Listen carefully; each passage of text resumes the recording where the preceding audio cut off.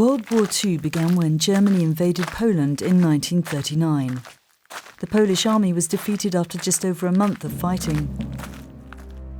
But the Poles continued to help their French allies, notably in battles following the German invasion of France. When France was defeated by the Nazis in 1940, 35,000 Polish troops were evacuated, 12,000 of them to Switzerland. They were interned in military camps throughout the country and were not allowed to forge relationships with Swiss women.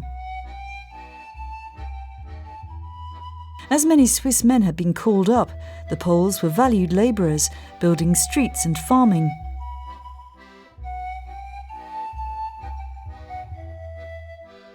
"400 of them were allowed to pursue academic studies. When the war ended, most of the internees had to leave Switzerland, but 2,000 remained.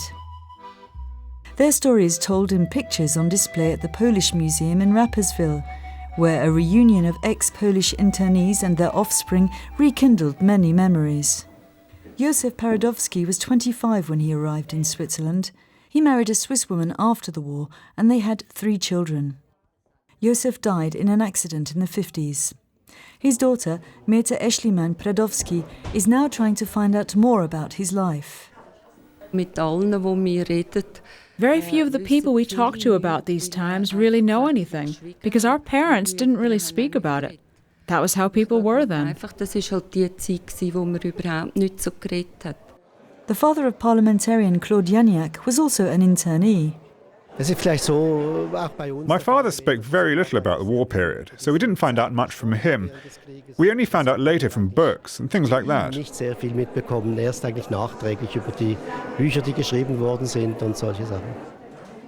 Only 8 of the internees are still alive. One of them travelled from Warsaw for the reunion and donned his 1940 uniform. He's grateful to the Swiss. We were allowed to study. We could learn new things. The work was very good. Mietek Przewrocki was also allowed to study. He lived with a family, even though contact with Swiss people was limited.